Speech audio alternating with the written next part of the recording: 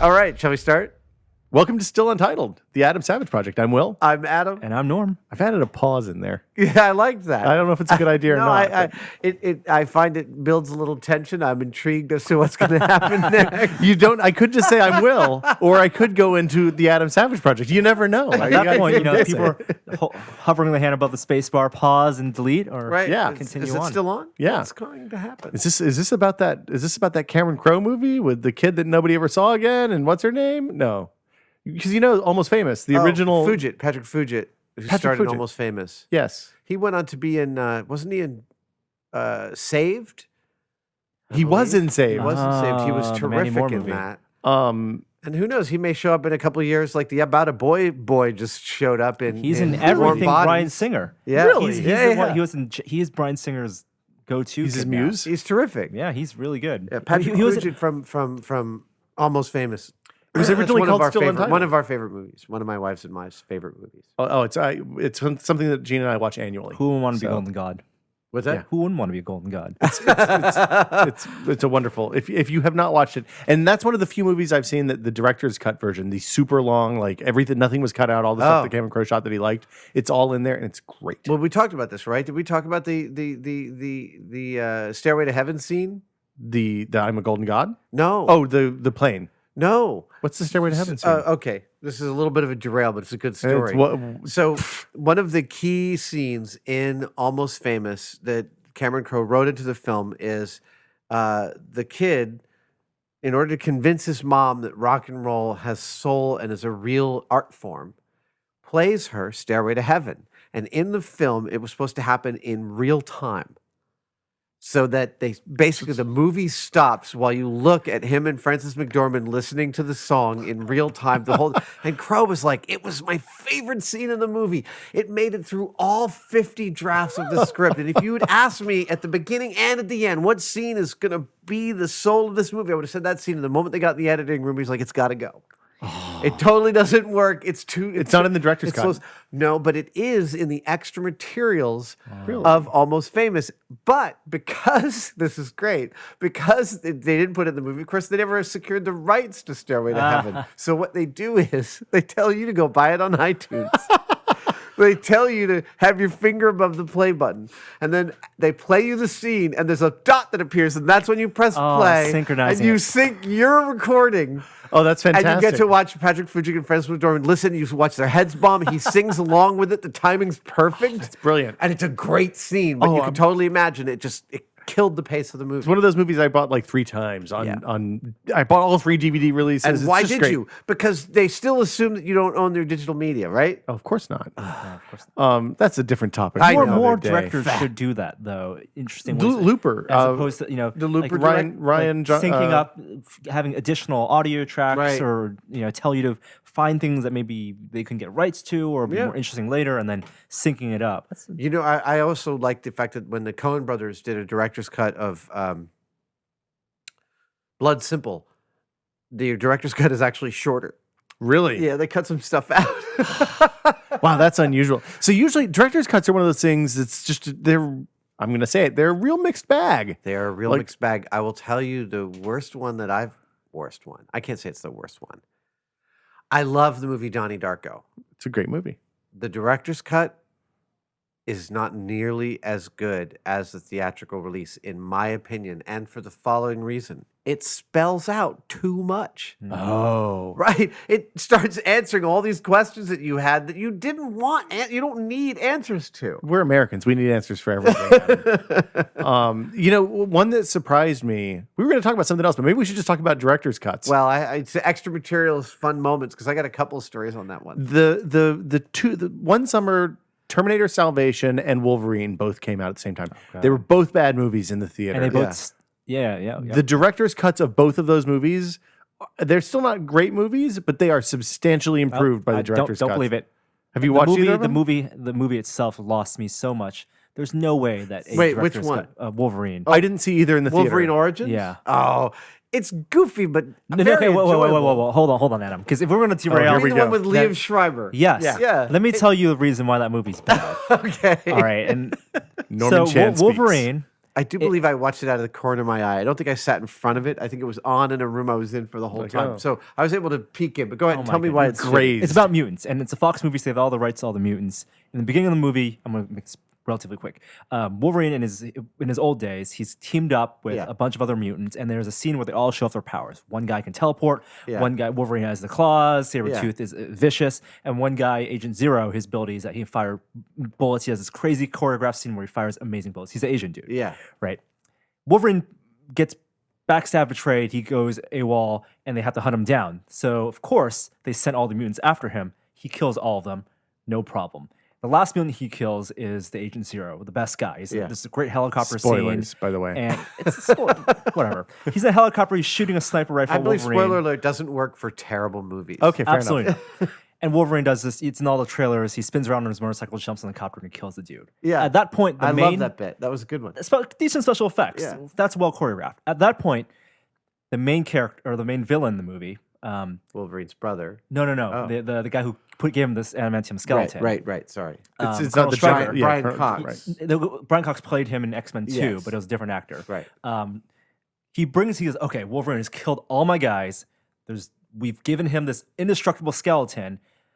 There's no way we can beat him except I have my secret weapon. And he literally pulls out a briefcase underneath the table, puts it on the table, opens it up, and it's a revolver with adamantium bullets. He goes, because the only way we can kill a man with an adamantium skeleton is using a gun with adamantium bullets. So you have adamantium bullets and a gun that can fire that, and you also have a dude who you've established in the beginning of the movie whose only power is that he does not miss with a gun, And you didn't give and that you gun didn't give to that him. gun to him. That's good. That is absolutely the kind of thing that can totally lose me. My friend David loves the bit that is like in Batman Dark Knight Rises. No one has ever gotten out of this prison except for an 11-year-old girl. But extra materials, I exhort you to go and watch the extra materials commentary for The Matrix, the first DVD Who's release on of it? The Matrix. It is John Gaeta, the effects director, Yeah. Carrie Ann Moss, Okay. Trinity, and I think the editor. I can't remember. That's a weird combination. It is a weird combination.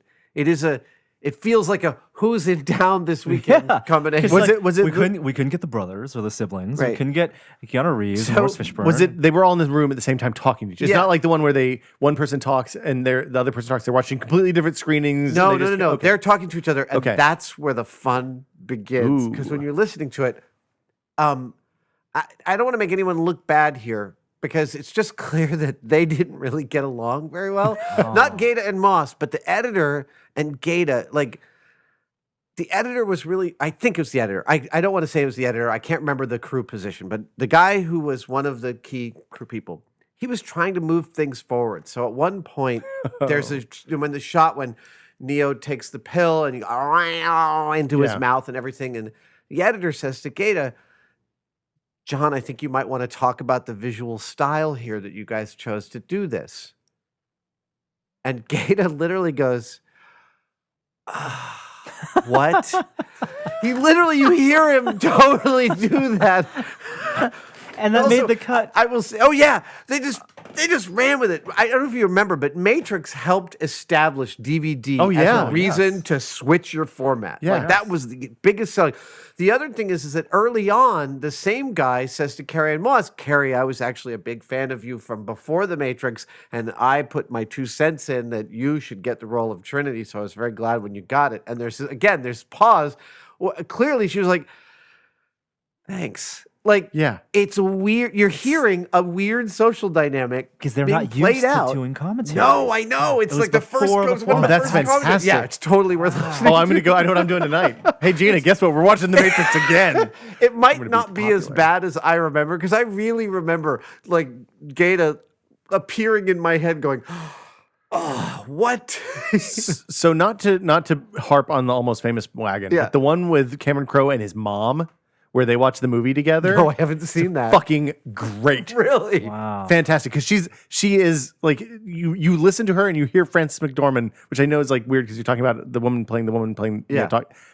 fantastic. Really? Yeah, really totally worth watching. I think it's only on like the still untitled version of You know, the DVD. that is so strange to me how many different versions they release. For instance, when I was researching the ZF-1 gun from The Fifth Element, Yes. there's behind the scenes videos, and they're different behind the scenes videos depending on what country they released it in. So on the German DVD of Die Fünfte Element are some beautiful behind the scenes shots of guys pulling out the innards of a ZF-1 gun. Yeah. And the only screenshots I have of the inside on set are from that. I have a German it's DVD. must So do you have be- like 6 versions of The Fifth Element then? Yeah. The Okay. production, I mean, like it's They have rights. It's yeah, rights with issues. distribution and Yeah. who produced the DVD for that market. I mean, they do their own art for the DVD. They I'll must tell you composite. another DVD extra materials weirdness. And this one's directed right at my employer, Discovery. So Mythbusters is shot, we shoot and edit a 48-minute cut for international television. But in the US, it's 42 and a half minutes. So hold on, we're getting screwed out of 6 minutes of Mythbusters every week? Hey, it can be found online. I bet. Not only that, but when you buy the American DVDs, they don't put that material back Oh, in. that's the worst. Hello. Wow. There's like 6 minutes of jokes because what do they cut? They cut Oh, me yeah. falling on my ass, and they Yeah. they cut all the funny jokes, and then I don't know. That seems ripe material for putting right back into the DVD. It seems Why like a simple isn't it decision there? too. What's It's- that? It's a simple decision. I Yeah. mean, Who- I've mentioned it to them, and hopefully Oh, maybe weird. this will Finally, galvanize them into action. the upswell of rage from the listeners of Still Yeah, Untitled. exactly. And this is a perfect place to request for people, I mean, listening to this and watching this, to list your favorite commentaries because There- we yeah. want to Yeah. hear them and see them. I love when Gene and I are playing board games. I love to put on a movie that we're familiar with. Oh, we'll that's play the board game, great. run the commentary, and it's something you can totally pay attention to when you're not taking your turn or whatever. And it's great because if you're playing something that takes a little bit of thought, you take like Arnold 4 or 5 minutes. Schwarzenegger's It's good. commentary for Oh, this one's good. yeah. I've seen the supercut of Our it. friend made the supercut. Yeah. That is a beautiful. Yeah. This is when I do the thing. Which right? one? It's for Conan the Barbarian. or No, no, something, no, right? no, no, no, It's no. a Terminator 3 No, or- no, no. Oh my God. Why did this movie? It's a Total Recall. Oh, right. It's Total Recall. He describes what he's doing in the Right. commentary. Now I'm shooting my wife and using a person as a human shield. That was funny. Have you seen the video of someone driving, pretending to be Arnold while they're driving? Oh my It's god. so good. It's just you don't see them. It's just their POV, and it's just hands on a wheel going, move, you idiot! Why are you doing that? It's brilliant. But there is a commentary which I have watched more than once. Ooh. It is Val Kilmer's solo commentary for Spartan, the David Mamet. Really? And Spartan is one of my favorite appropriate. movies. Yeah. I love Spartan. I've seen it like 5 times. And my wife and I use, movies have callback lines that you Yeah. make it into your daily use. Spartan's got a bunch of them. Spartan's got a whole bunch of them. And he's just by himself? Just Val by himself. And it's kind of a surrealist masterpiece. At one point, he starts to assert that Mamet doesn't actually do any of the directing, that his 13-year-old daughter does all the directing. And the reason these night shots are stupid and shitty is because she had to go to bed and so couldn't direct them. Oh my god. It's a look in his psyche at that point But- of his career. And he calls him, he ribs Mamet endlessly. Calls him Mr. Mamet and talks about how pretentious he is. Clearly loves Mamet. Yeah. And also gives you some lovely insight into his character, about how difficult certain things, about the moral journey of his character. And again, it's a terrific enhancement on an already great movie. So much so that I've introduced 2 other people to the commentary by sitting down and watching it. I'm gonna go load that up. Yeah. Another great Val Kilmer commentary is the one with him and Robert Downey Jr. for Kiss Kiss Bang Bang. Another totally undersung but Oh, brilliant it's a movie. great movie. Shane Black's first directorial effort. I mean, but And he's Iron Man 3. I saw it yesterday. How Oh, is you it? did. I don't want to spoil it. Okay, we'll talk about it after this. The best description I read was that this is either a great Shane Black movie masquerading as a superhero movie or a superhero movie masquerading as a Shane Black movie. I don't know which one it is, but I'm happy with either way. Oh, that's so good. I have also heard tales. A friend of mine just wrote to me and said that that Superman, Man of Steel. Man of Man Steel. of Steel is the best superhero movie they've ever seen. I believe it. The trailer. That trailer looks is so good. amazing. Yeah. I just load up the trailer sometimes and watch it and kind of cry quietly to myself. I'm glad that something this beautiful exists in the world. Even if the movie's shit, I can be happy with the trailer. And the music from the trailer. Any other gems where? Oh, we still have loads of time. I was looking, there was the Ghostbusters one. Yeah. Where How many of them did they get? Oh, I don't even remember. I just remember it was the first one that had the weird special feature where they Mystery Science Theater 3000 them and used the subtitles on the DVD to let you turn on and off silhouettes of the people doing the cast. I think it was Reitman and Oh, nice. and Ramis. Ramis. I would Ramis, just sorry, bet. not Reitman. I love Ramis's voice so much. Oh, it's good. And I watched Ghostbusters in the last year, and it's still fantastic. It's one of those movies like Back to the Future, like Indiana Jones, that of that late 80s, early 90s era.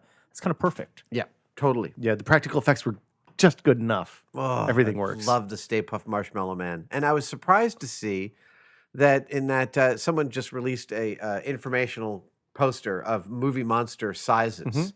That Stay Puft was second only to the Cloverfield monster Really? in the size of movie monsters. As scaled against New York City, Yeah. Manhattan. Yeah. Okay. But Bigger than taller than Godzilla. I'll buy Godzilla, that. taller than King Kong. Yeah. Um, King Kong was kind of small. Yeah. King Kong was tiny. Well, Do he you fits remember in the a movie? street. The Stuntman with Peter O'Toole and I think Oh. Jan Michael Vincent? Really? I From could be- Airwolf? Yeah, but I like to think of him as from Hooper. Well, I grew up. I'm going to go ahead and tell you, Airwolf, featuring the comic stylings of Ernest Borgnine, Yeah. was a regular viewing in my household when I was 10 years old or however old I was. So when The Airwolf was on. Stuntman is a really dark movie starring Peter O'Toole as a crazy director, and I think I could be wrong that it's Jan Michael Vincent, and someone will no doubt correct me if I am wrong. Thanks, Internet. Thanks, Internet. But it's a weird and great movie. It's like I said, it's dark and it's about filmmaking and about crazy megalomaniacal directors and stunt work and people getting hurt, and it's terrific. All right. Well, And sorry, more the reason stuff I on the mentioned it is list. because there's a line in it in which Peter O'Toole says, "How tall is King Kong?" And the response is he's something like 6 feet tall. He's small, right? Because it's the movies and it's movie magic, and there is no King Kong. There is no a mystery guy in a monkey magic. It's a suit. guy in a monkey Yeah. suit. The Kevin Smith movies have great commentaries as a general rule. I would have no doubt about that. Yeah, he's just a. It's I love like an hearing episode him of talk. Smodcast, but about that movie and Right. shooting the shit about giving Affleck shit usually. Well, and you know that you're actually hearing real stories. Oh yeah. Right? Like a lot of times in literature and other stuff about movies, you have to read between the lines to realize, like, oh wow, that must have been shitty. Like Yeah. in the Cinefex about Titanic, which I know for many of the people who worked on it was one of the hardest movies to work on ever. And there's one point in Cinefex, they're like, yeah, we needed a 45-foot long Titanic, and we built it in 60 days with 100 model makers. And I think, that sounds like a Dantean terror, Wow. right? Wow. Yeah, I know.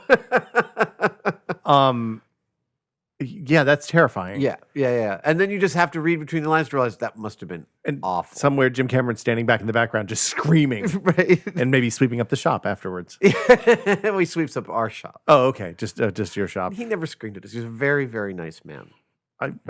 As long as the model comes out on time, everything's cool.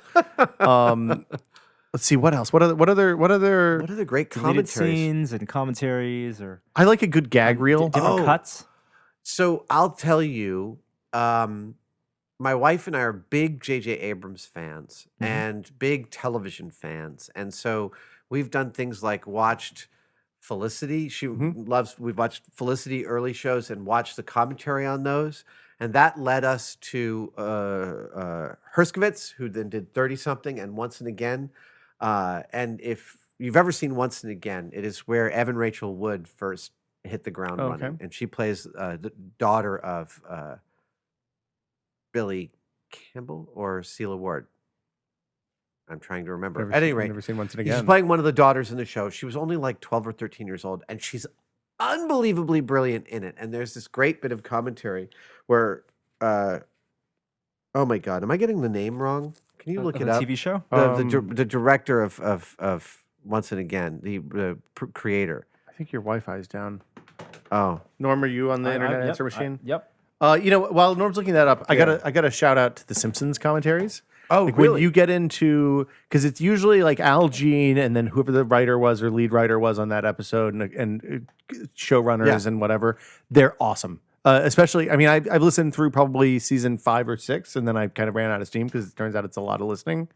But especially like season 3 when they hit the hard stride and like Conan was writing great episodes, they brought in people from the old days to do the commentaries.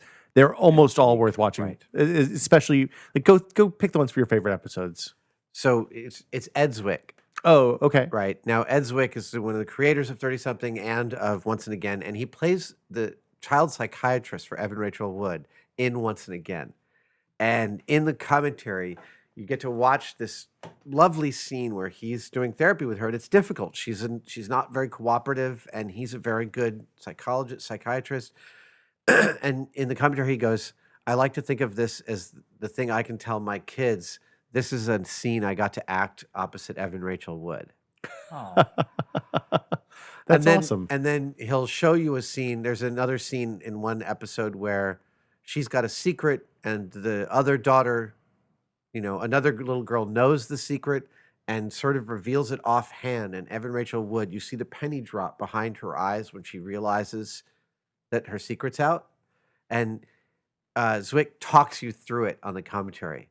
Watch her. He said, rewind this and watch this. Watch her eyes. Look, there she's got it. She's not reacting yet. Now she's holding it back. Look at all that sophistication in like a 13 or 14-year-old girl. It's amazing. And that's why commentary is so great. There's so much that goes into the production of a movie. And Yes. all the shots they take and all the nuances and things that, you can read a analysis and talk to a film student about it. But when you listen to the commentary, and they're just giving you a little bit, even just the tip of the iceberg of what went into a scene.